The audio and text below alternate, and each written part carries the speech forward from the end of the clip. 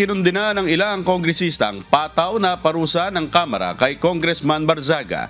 Ayon kay Batangas 1st District Representative Leandro Lebiste, tila minadali umano ito.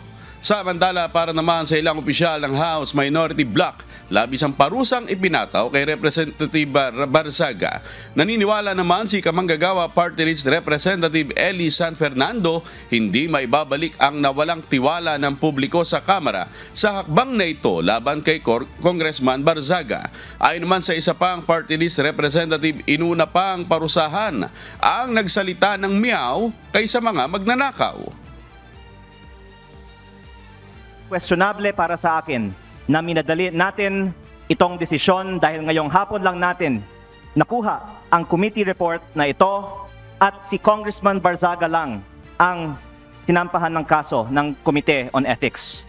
Ang boto ko ay no, lalo na dahil inuuna natin ang kaso niya kaysa sa mga mas seryosong isyong kinakaharap ng isa sa mga kasamahan natin. Isang kapwa kong Batanggenyo na nandito ngayon na bumoto sa kaso ni Congressman Barzaga. Hindi ba nakakahiya maging miyembro ng Kongreso dahil parang naging normal na meron tayong isang kasamahan na inakusahan na nagbayad para sa mahigit 100 billion pesos ng mga kontrata sa DPWH? If he has indeed acted beneath the dignity of his office, then by all means, reprimand him, hold him to account. But discipline must always be commensurate to the transgression, and in this case, I believe this august chamber is responding with excessive severity.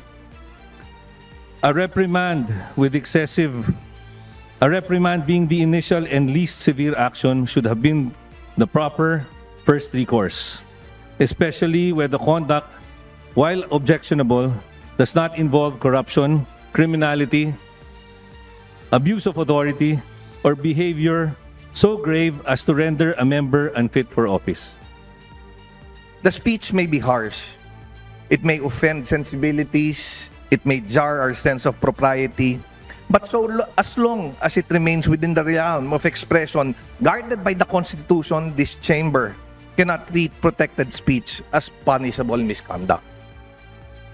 Ano po ba ang mas mabigat na kasalanan? Ang magmiyaw o ang magnakaw? Ano ba ang mas mabigat na kasalanan? Ang mag-video at mag-selfie at mag-post ng pagkadismaya sa gobyerno, ang isang batang congressman? O ang ginawang sistematikong pagnanakaw sa gobyerno? O at pagsimot sa bilyon-bilyong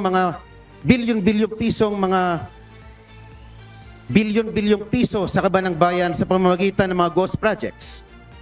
Hindi po sa pamamagitan ng aksyong ginawa natin kay Representative Barzaga, mababawi ang kredibilidad ng ating institusyon.